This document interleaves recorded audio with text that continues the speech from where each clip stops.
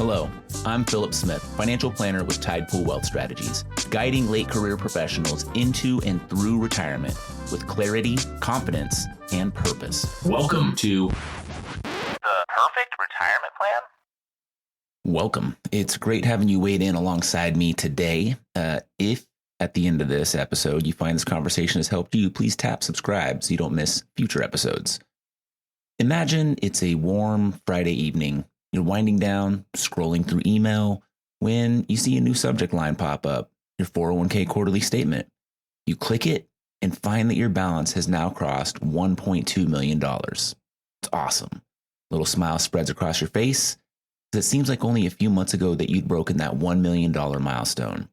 You've shepherded your family's money through dot-com booms, housing busts, and pandemic pandemonium. DIY all the way. You walk into the kitchen and pop open a celebratory seltzer. Then your spouse looks up from stirring pasta sauce and says, "Honey, should we talk to a financial advisor before we retire?" That salt hits the wound, doesn't it? One part of you bristles at the thought of paying someone 1% or more for something you've done on your own for decades. But another part of you wonders, what if I'm missing a costly mistake that won't show until it's too late? Today, we're plunging into that sea of doubt. We'll map out the cost of steering solo, uncover where professional guidance can quietly add value, and give you a practical test to know once and for all if going it alone still makes sense for you. And if nothing else, stick around to hear why 35,000 daily decisions might be the silent assassin of your retirement dreams. Drama? Absolutely. But also science. Here's the shoreline we'll explore. Why do-it-yourself feels smart for many late career professionals. The hidden rip currents, such as tax drag, behavioral pitfalls, and sequence risk. We'll also discuss the tangible and intangible ways an advisor can pay their own fee. And then time dividends and decision fatigue, the psychology you can't spreadsheet. We'll also talk about a 5-question self-assessment to choose the right path for yourself. And of course, we'll hit on action steps you can tackle this month, whether you hire or DIY. Let's slip on the waterproof boots and step into the shallows. Here's why DIY often wins the popularity contest. There's cost clarity. Fees can glare like sunlight on a tide pool surface. A 1% advisory fee on a $1 million portfolio equals $10,000 a year. Robo-platform ads flaunt similar allocations at 1/4 of the price. So why pay more? Becomes a pretty easy refrain. Then there's tech empowerment. 20 years ago, you needed a broker, a Morningstar CD-ROM, and a phone. Now you can shift allocations on your watch while waiting for a latte. Portfolio backtesting tools are free. Tax software now pre-fills your $89.49. YouTube channels walk you through Monte Carlo simulations between kitten videos. We also have to talk about the control and competence factor. You're the one colleagues call for spreadsheet help. I don't know, maybe the one the church treasurer leans on during budget season. Coworkers come to you for advice on how much to save.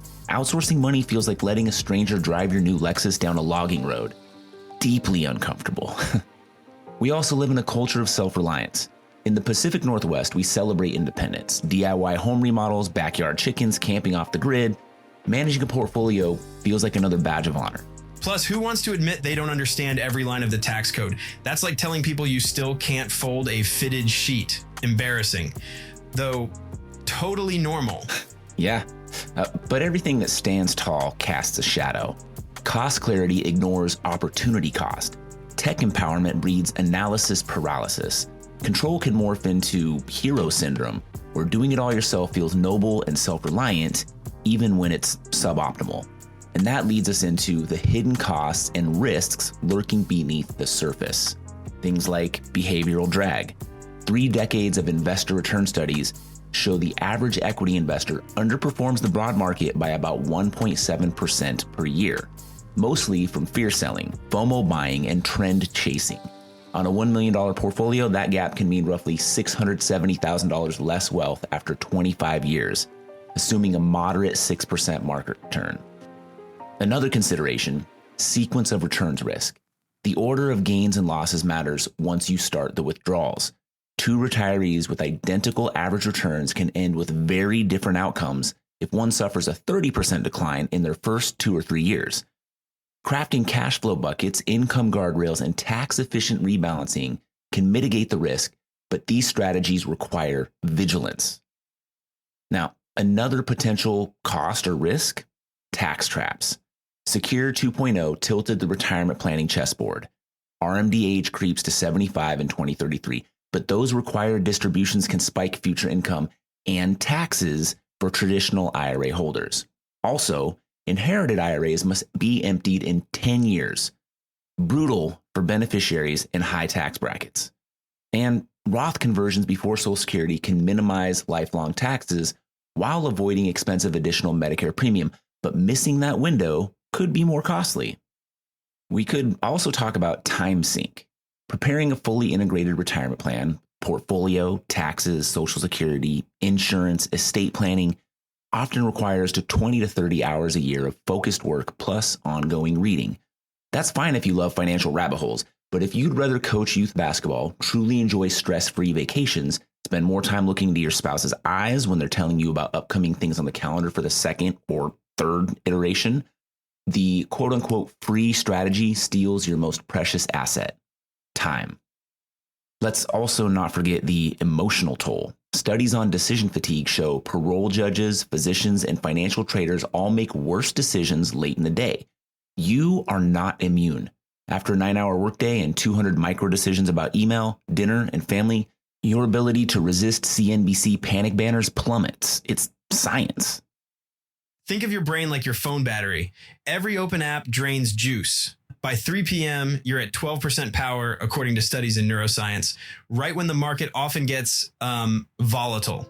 Risky combo. So if you were open to the idea, where could an advisor earn their keep?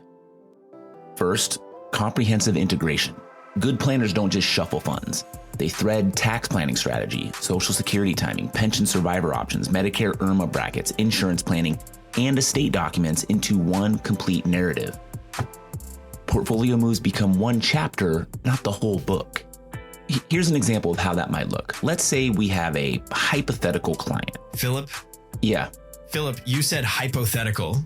Oh, okay. The hypothetical investment results are for illustrative purposes only and should not be deemed a representation of past or future results. Actual investment results may be more or less than those shown, so this does not represent any specific product or service. Mic drop. I feel like the disclosures are where people start to tune out. Thanks for throwing that in, though. So in my example, we have Jane, and she had $2 million split between traditional, in other words, pre-tax IRAs, and a brokerage account. Plus, she had a small pension. By running multi-year tax and income planning projections, we discovered that doing a Roth conversion at about $80,000 annually before Medicare saves her $600,000 in lifetime taxes and avoids future IRMAA charges. Taking it a step further, we can show how being okay with triggering the first 2 tiers of IRMAA for 2 years would cost her more in Medicare premium, but saw even greater increase in lifetime tax savings to the tune of more than $800,000. She'd read about conversions but felt unsure on size and timing. Our modeling provided clarity, tax clarity, and potential savings that more than offset our fee for decades. It's important to point out that converting from a traditional IRA to a Roth IRA is a taxable event. I hope this hypothetical scenario, though quick, was helpful. Okay, back to areas of advisor value. Here's one: behavioral coaching. Vanguard's Advisors Alpha attributes about 1.5% per year solely to keeping investors from panic trades. Advisors act as circuit breakers. Are we selling because fundamentals changed, or because red headlines spike our cortisol? It's basically like being your money bouncer, stopping fear and greed at the velvet rope before they just up and trash the dance floor. Yeah, another consideration here: tax smart implementation. Tax loss harvesting, asset location, which is placing specific types of investments in the different accounts, and dynamic withdrawal sourcing can add another % or 2 in after-tax return. Families often leave money on the table by selling winners in taxable accounts to rebalance when changes inside an IRA could have been tax-free. Additionally, there's a focus on risk management and contingency planning. Advisors model worst-case storms: early death, long-term care, bear markets, sequence of returns risk, and then they'll recommend things like umbrella liability coverage, reviewing trust language, and testing how spending adjusts under stress so that retirees know before they downshift their lifestyle. And finally, there's the time dividend. Above all, advisors save you hours and mental bandwidth. Let's go on a little tangent with this one. Dr. Daniel Crosby's research shows we make approximately 35,000 decisions daily, including 226 food choices.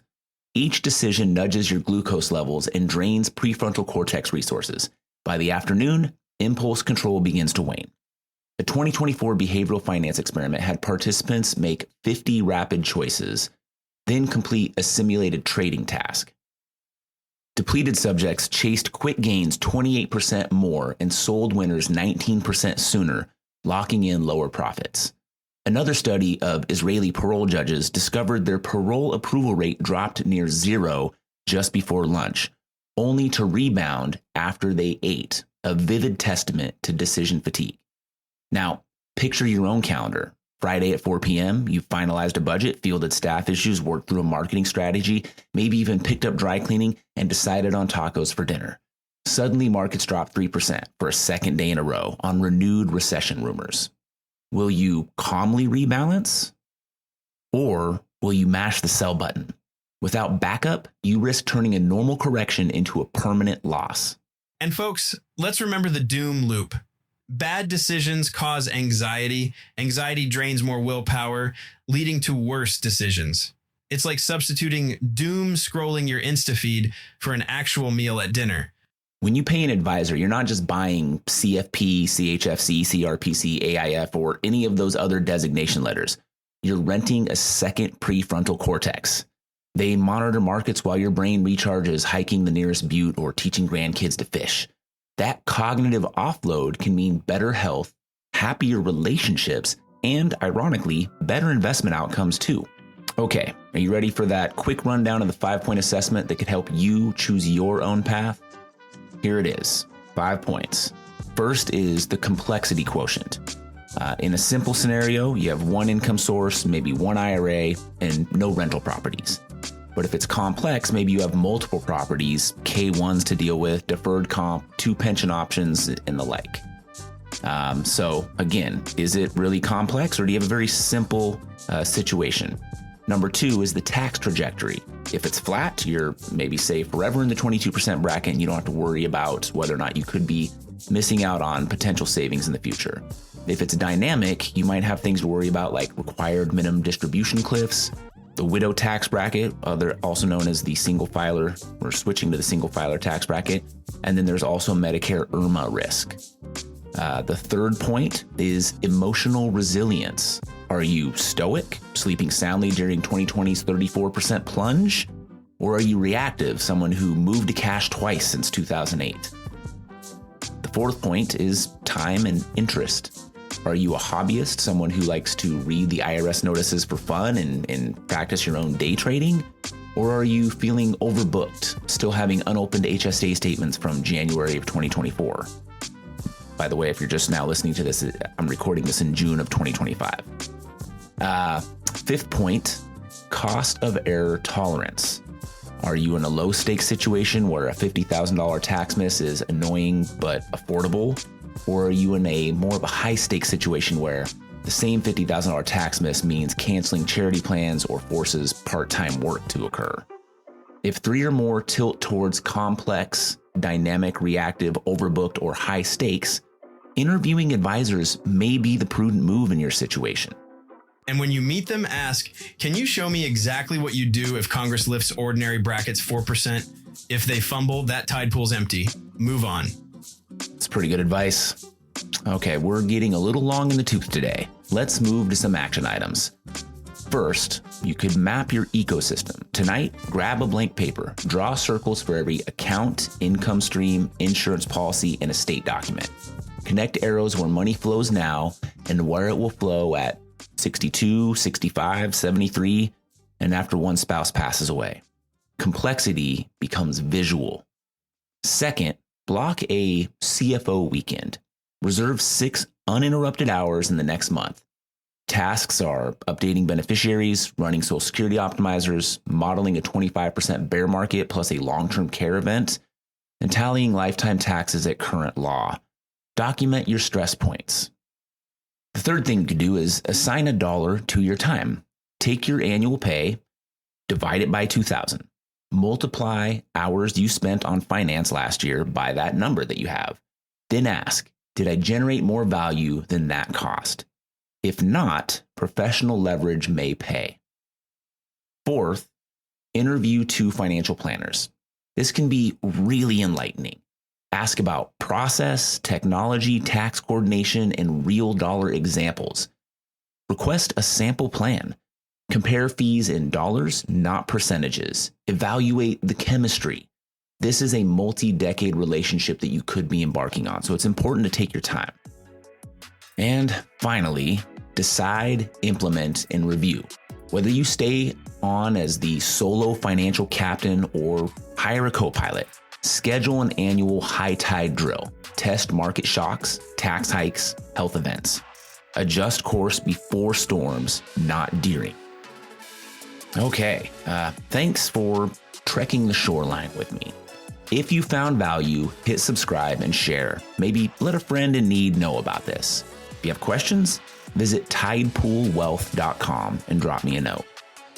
And remember, it's not about having the smartest financial advisor, the most money saved, or the highest probability of retirement success. The perfect retirement plan for you is the one you act on.